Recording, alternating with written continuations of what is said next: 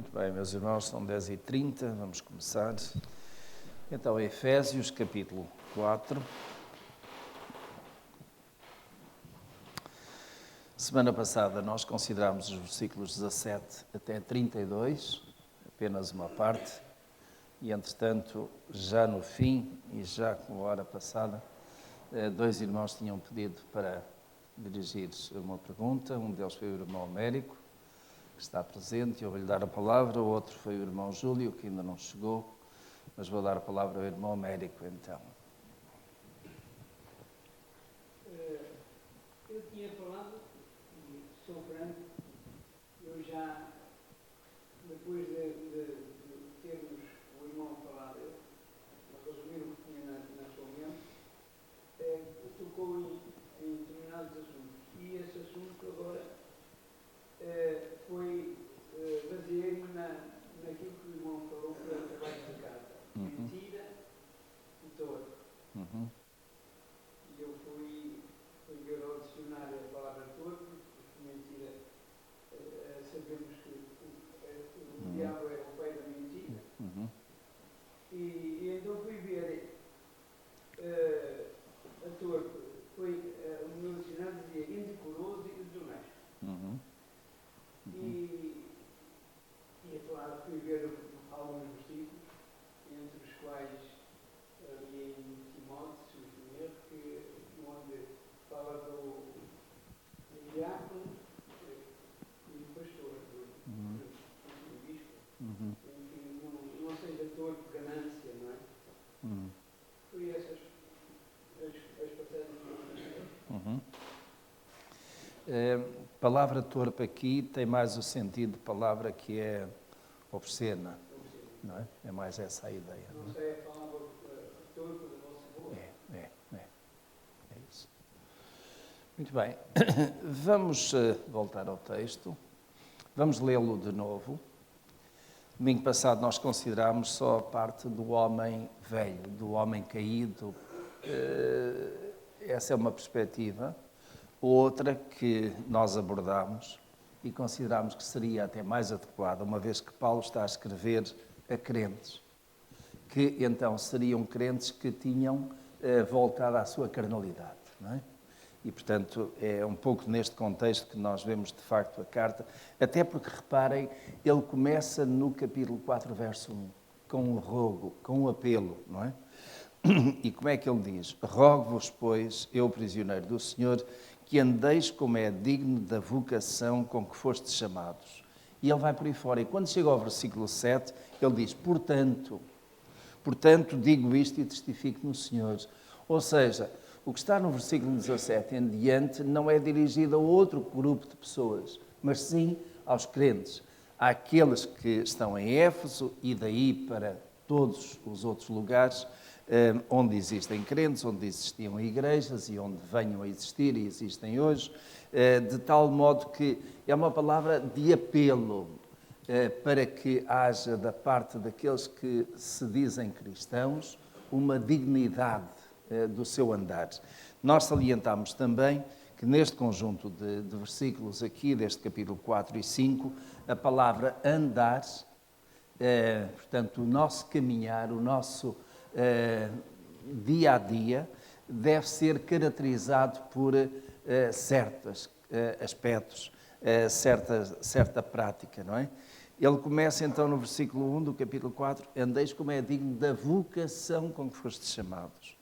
No capítulo 4, verso 17, ele diz, portanto digo isto e testifico no Senhor, para que não mais andeis como andam os gentios, na vaidade da sua mente. E aquilo que ele apresenta a seguir é um contraste, digamos, entremeado entre o modo como andam os gentios, que os crentes não deveriam seguir, porque já andaram desse modo, e o modo como eles devem andar, que é como a vida reta diante do Senhor. No capítulo 5, no verso 2, diz, e andai em amor, como Cristo também vos andou. Portanto, os irmãos vejam que há aqui uma continuidade, há vários aspectos da nossa caminhada. Quando chega ao versículo 8 do capítulo 5, diz, pois outrora erais trevas, mas agora sois luz no Senhor. andai como filhos na luz. Portanto, os irmãos estão a ver, há aqui um caminho. E considerando que Jesus é o caminho, quando nós seguimos Jesus como o caminho, naturalmente que andamos de um modo digno da nossa vocação, não andamos como os gentios, andamos em amor, andamos na luz. E tudo isto, digamos, não é exclusivo um do outro, faz parte do nosso andar, do nosso caminhar. A semana passada, digamos, considerámos mais o velho caminho do cristão. Hoje iríamos focar aqui, neste mesmo conjunto de versículos, o novo caminho do cristão que ele deve andar. Vamos ler de novo, 17 até 32, do capítulo 4, e a minha tradução diz assim: Portanto, digo isto e testifico no Senhor, para que não mais andeis como andam os gentios na vaidade da sua mente, entenebrecidos no entendimento, separados da vida de Deus pela ignorância que há neles, pela dureza do seu coração, os quais, tendo-se tornado insensíveis, entregaram-se à lascívia para cometerem com avidez toda a sorte de impureza. Mas vós não aprendestes assim a Cristo, se é que o ouviste e nele fostes instruídos, conforme é a verdade em Jesus, a despojar-vos, quanto ao procedimento anterior, do velho homem que se corrompe pelas concupiscências do engano, a vos renovar no espírito da vossa mente e a vos revestir do novo homem que, segundo Deus, foi criado em verdadeira justiça e santidade.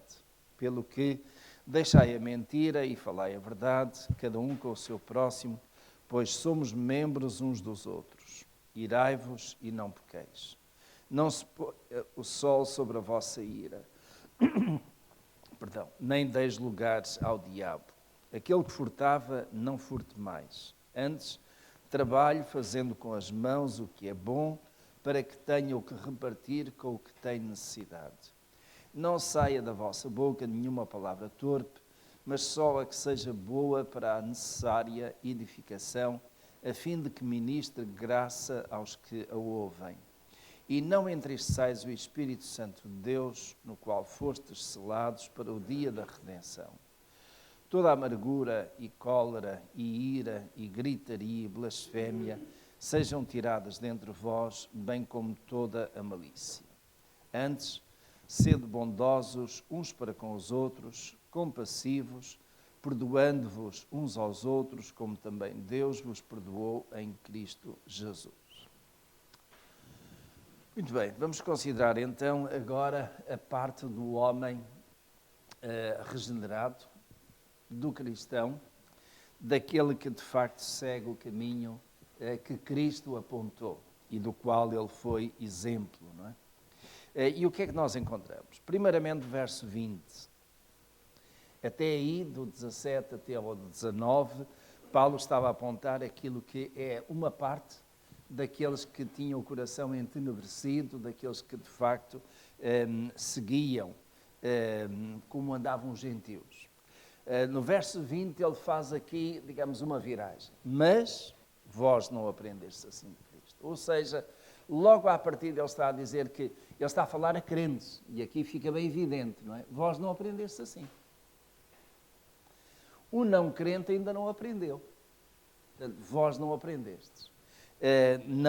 Portanto, aquilo que os crentes de Éfeso já sabiam era de facto alguma coisa que eles tinham aprendido de Cristo, através de quem? Quem é que lhes tinha ensinado? Quem é que lhes tinha falado disso?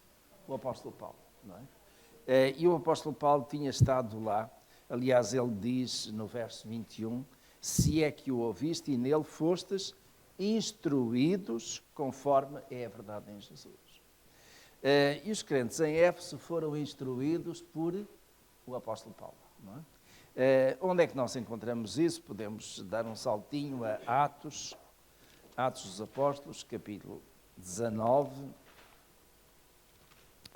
Paulo esteve um bom tempo em Éfeso.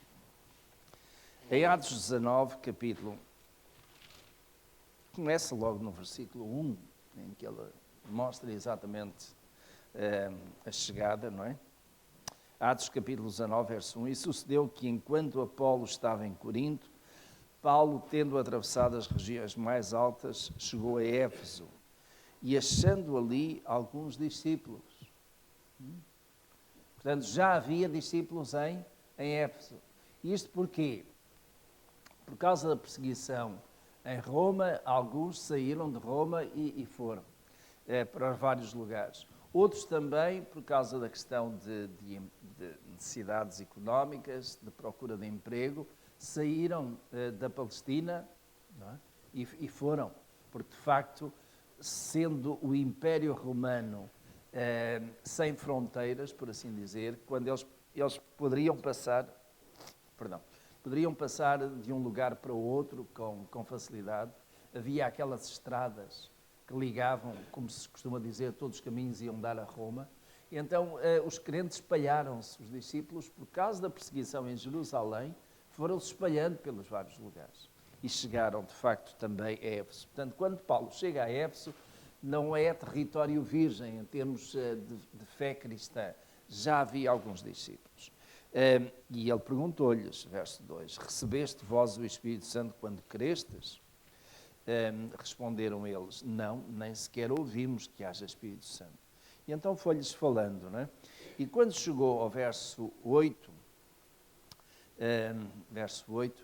Paulo, entrando na sinagoga, falou ousadamente pelo espaço de 3 meses, discutindo e persuadindo acerca do reino de Deus. Mas como alguns se endurecessem e não obedecessem, falando mal do caminho. Vocês não estão a ver? É uma das poucos versículos, poucas passagens onde aparece caminho como sendo não referente a Jesus, mas aos descendentes de Jesus. E é interessante que este andai de Éfeso tem muito a ver com este caminho. Nós andamos no caminho, não é? Diante da multidão, apartou-se deles e separou os discípulos, discutindo diariamente na escola de Tirano. E durou isto quanto tempo? 2 anos. Vocês não estão a ver o tempo que Paulo gastou ali? Voltando então a Efésios. Portanto, Paulo esteve ali um bom tempo. 3 meses, usou a sinagoga, mais 2 anos na escola de Tirano, que aceitou o Evangelho e que facultou as instalações. Então, tudo isto, de facto, permitiu que eles ouvissem falar acerca de Jesus, que aprendessem de Cristo, que fossem instruídos na palavra. Portanto, capítulo 4, verso 20 e 21 está explicada essa parte aí, não é? Sim.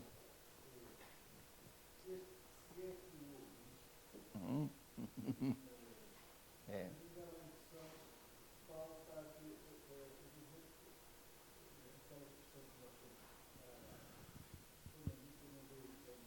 Uhum.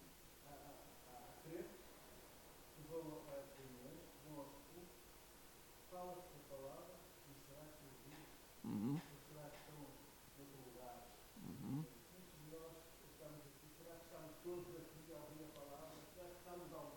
Uhum.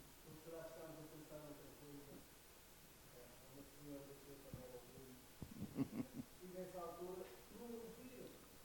E eu penso que Paulo está a querer dizer isso. Está. Não é? Mas vamos ouvir se é Cristo. E depois está entre vírgula. Se é, tu ouviste. Uhum.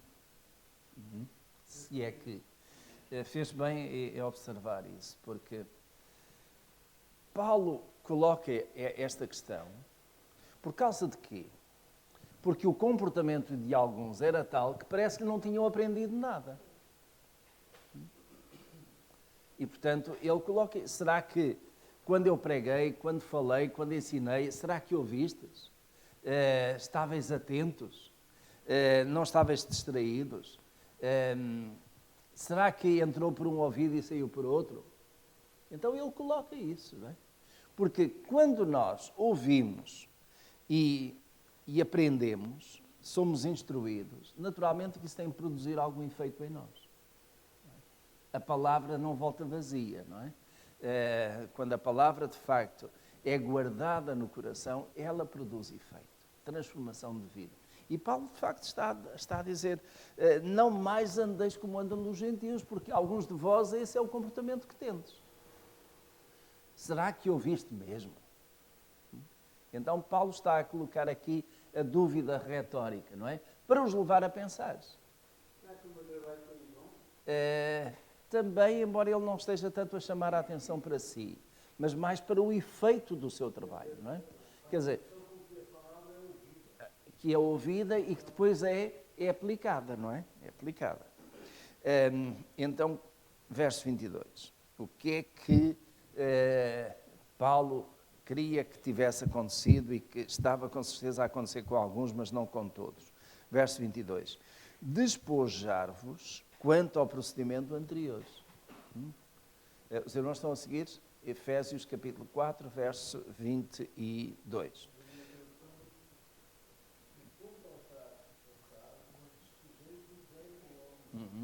Sim.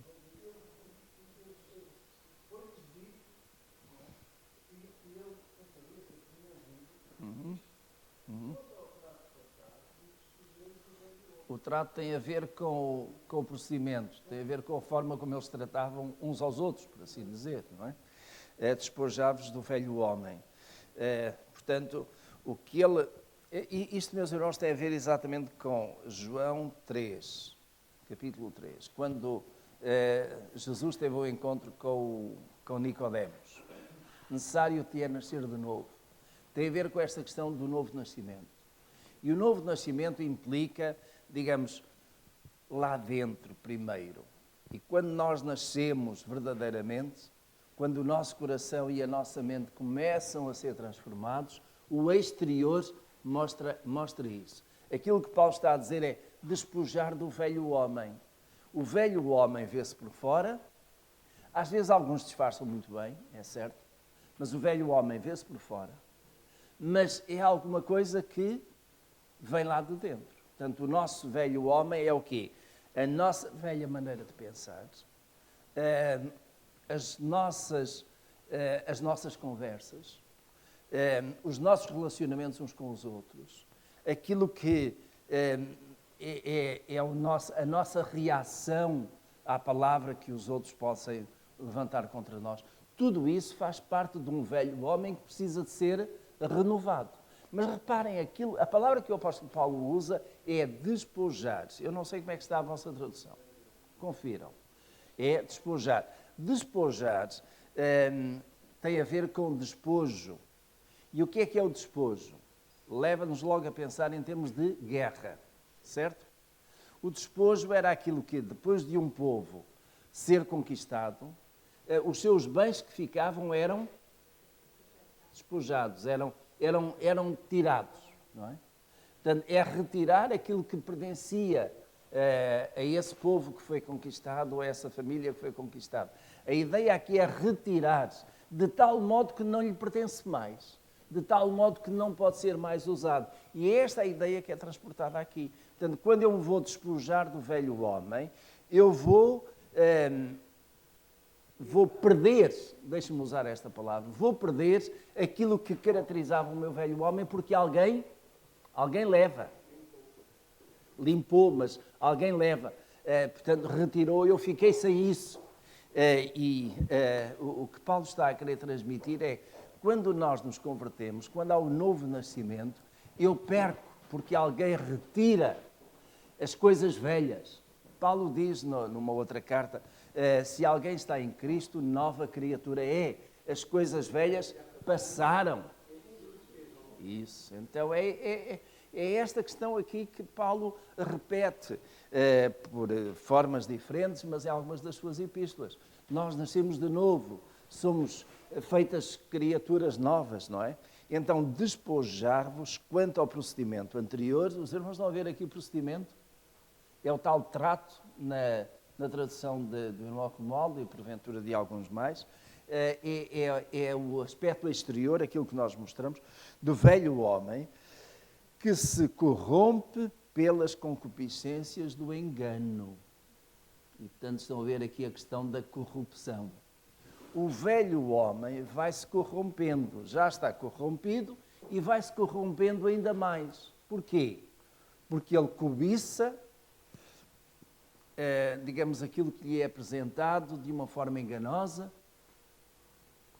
de uma forma que até pode parecer interessante, agradável, mas que é corrupta, que é pecaminosa, não é? Verso 23. Eu fui despojado de uma coisa, mas, ao mesmo tempo, eu recebi outra. E o que é que eu recebi? A vos renovar no espírito da vossa mente. Renovar. Renovar tem a ver com alguma coisa que é de novo, não é? Porque a minha mente estava... reparem, é interessante. Pode haver aqui duas interpretações, uma mais física, outra mais espiritual. Mas quando uma criança nasce e se vai desenvolvendo, qual é a sua inclinação para as coisas do mal? Uma criança com 15 meses, 16 meses, ela entende o que é mal.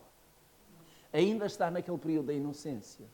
A sua mente não pensa o mal em termos de arquitetar, de querer fazer o mal, porque ela não conhece. Então, digamos, ela, por assim dizer, tem uma mente que é limpa, certo? Aliás, Jesus até disse, está a vir a mim as criancinhas, porque delas é o reino dos céus. A sua mente é limpa, são puras. Porque não estão, se fazem alguma coisa errada, não é porque pensaram em fazer desse modo, é porque estão à procura, estão na descoberta. Cabe aos pais ensinar.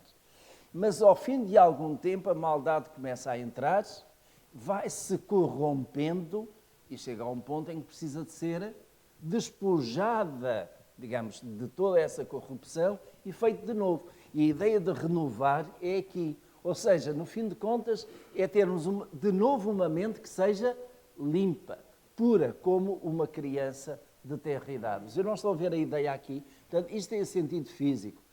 Outra forma de encarar isto também pode ser, digamos, no plano espiritual. Isto é, crentes que já nasceram de novo, mas que às tantas deram 2 passos atrás, voltaram à vida velha e que agora precisam de renovar, precisam de voltar, digamos, a essa ação do Espírito Santo que uma vez exerceu limpeza na sua vida, mas que entretanto foi de novo corrompida e conspurcada. Precisa ser renovado. Eu penso que as duas ideias, digamos, esta mais física e outra mais espiritual, seriam possíveis aqui neste entendimento. De qualquer modo, a questão é renovação. Renovação no espírito da vossa mente. E Paulo usa, eu já dou a palavra ao irmão Romualdo, Paulo usa em Romanos capítulo 12, e os irmãos conhecem isso bem. Rogo-vos, irmãos, pela compaixão de Deus, que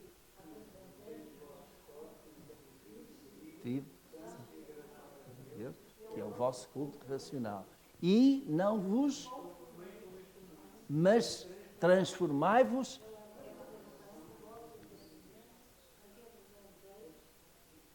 para que experimentei a boa, agradável e perfeita vontade de Deus. Não é? Então, não vos conformeis, mas transformai-vos. E transformai-vos onde? Onde é que começa a transformação? Na mente. Porque é a minha mente que controla as minhas ações, controla aquilo que eu digo e aquilo que eu faço. Então, aquilo que Paulo está a dizer, vejam, ele mencionou isso em Romanos, está a mencionar aqui aos Efésios, a que renoveis, digamos, na vossa mente, a renovação da vossa mente. Antes disso, só uma questão, o irmão Romualdo.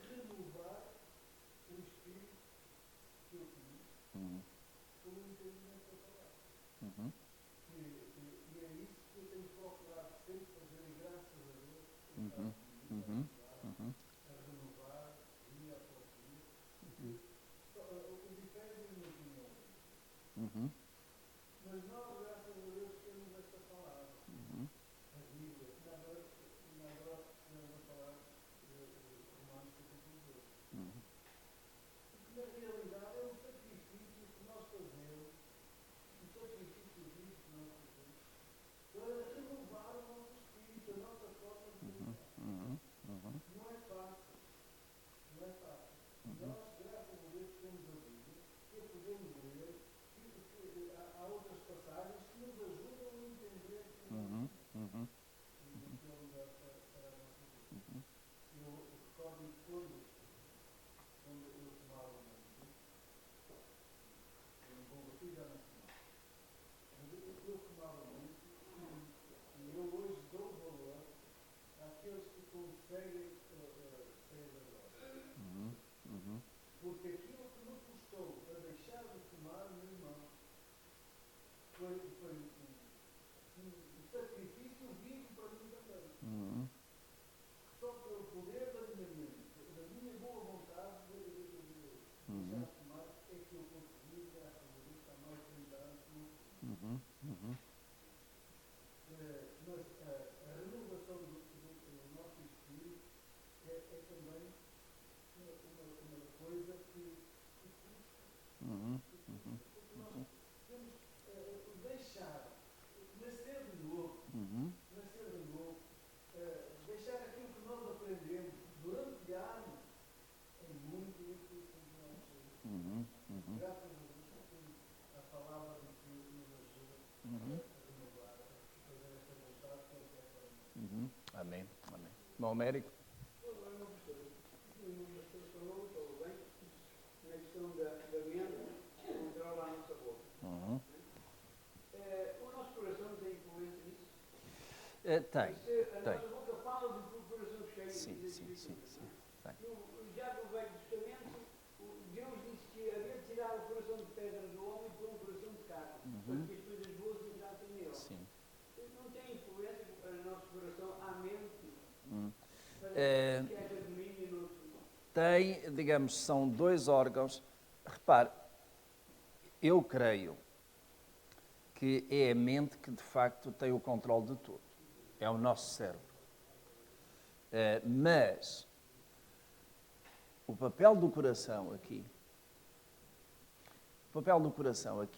tem sido atribuído como sendo a sede dos nossos sentimentos. É uma paixão de coração, não é?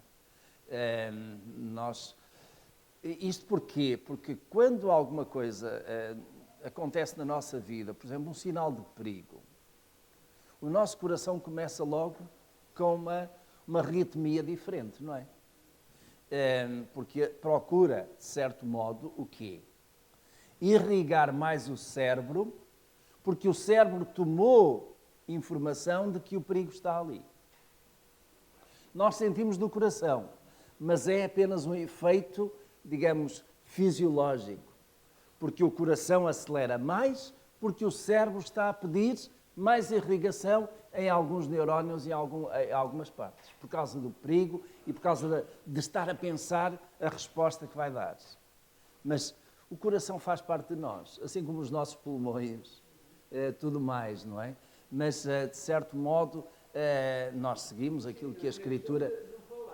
Sim, a boca fala do coração está cheio, mas é porque, de certo modo, nós, através do coração, podemos sentir-nos bem em dizer uma coisa ou sentir-nos mal. Os irmãos sabem isso, com certeza, do dia a dia.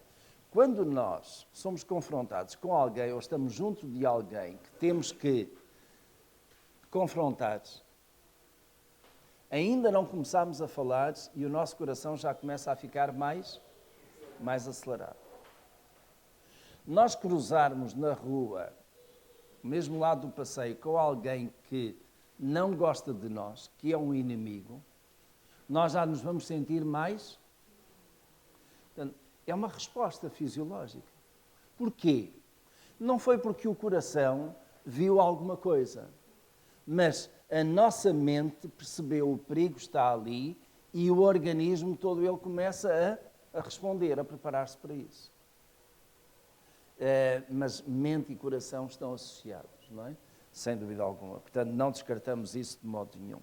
Mas eu continuo a considerar, por causa do texto bíblico, se nós tivermos a mente de Cristo, a renovação da nossa mente, digamos, o nosso coração também vai estar mais calmo, mais preparado, mais pronto para, digamos, controlar e sentir as emoções. Sentir e controlar as emoções, melhor dizer. Então, vamos continuar aqui na parte do novo caminho cristão. E tem então, verso 24, não é? E a vos revestir, e os irmãos notem, despojar-vos quanto ao procedimento do velho homem. Portanto, despojar, tirar aqui, digamos, a capa, limpar tudo, renovar a mente e depois revestir. E este revestir tem a ver com uma nova postura, um novo procedimento, uma nova maneira de estar. Uma nova apresentação. Deixem-me usar aqui uma palavra um bocadinho mais crua neste aspecto. Vamos pôr uma nova fachada. Por exemplo, prédios e edifícios que estão por aí, que estão em degradação. Tem a pintura toda a descascar, tem as janelas meio partidas, vidros, etc. Por dentro está na mesma maneira. Então, alguém vem e vai limpar vai mudar aquelas janelas, os vidros, dá uma pintura. Quem passa na rua diz, ei, edifício novo, foi restaurado. Mas quando abre a porta e entra, aquilo está a cair. Mas, entretanto, a fachada já foi limpa. Ora bem, para que no nosso caso a fachada não seja limpa, não seja só a fachada, é preciso o quê? Renovar a nossa mente para que o interior seja também restaurado. É isto que Paulo está a dizer. Jesus disse aos judeus, os senhores eram uns sepulcros caiados de branco. Sepulcros caiados de branco. Isso mesmo, isso mesmo. Então, vos revestido do novo homem, que segundo Deus foi criado em verdadeira justiça e santidade. Os irmãos estão a ver o que é que tem que entrar lá dentro? Nós passamos, por causa da renovação da nossa mente, a pautar-nos por quê? Justiça e santidade.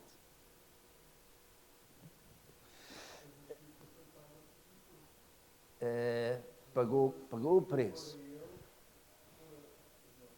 Sim, mas nós devemos agora, por causa disso mesmo, nós devemos procurar então agora exercer e viver segundo a justiça, não é? A ideia de justiça aqui é aquilo que é reto, aquilo que é justo. E ele dá algumas indicações. Verso 25, pelo que deixai a mentira, falai a verdade. Portanto, eu pergunto, os irmãos, cada coisa que falam a verdade? Têm por hábito falar a verdade? Ou às vezes uma meia mentira e meia verdade é suficiente ou está bem? Deixai a mentira, falai a verdade. Cada um com o seu próximo, pois somos membros uns dos outros. Irai-vos e não pequeis. Porque o velho homem ira-se e peca, porque vai continuar, digamos, a vomitar toda aquela ira. E os irmãos podem ver no verso 31, toda a amargura e cólera e ira, etc. Portanto, nós vamos deixar tudo isso. O velho homem deixou tudo isso para trás. Não é? Verso 27, nem deis lugar ao diabo. E dar lugar ao diabo, meus irmãos, é abrir uma brecha. É deixar que ele pegue nas nossas fragilidades. E o diabo sabe muito bem. O diabo conhece quais são as nossas fragilidades. E é por aí que ele vai atacar. À semelhança daquilo que fez com Jesus. O diabo atacou Jesus na sua maior fragilidade. Era fome. E depois foi seguindo. Quis-lhe dar comida, por causa da fome. Quis-lhe dar riqueza, fama, os bens digamos, lançar-se do pináculo do templo, toda a gente ia ver, a fama de Jesus ia correr o mundo, e quis-lhe dar também os reinos do mundo. O diabo quer nos dar coisas para nos prender, para nos amarrar. Verso 28 continua a fazer aqui o contraste. O que é que nós devemos fazer? Aquele que furtava, não furte mais.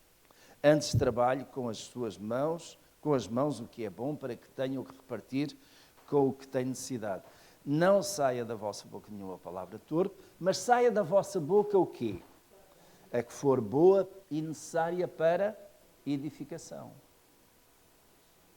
E, meus irmãos, eu gostaria de deixar convosco este teste.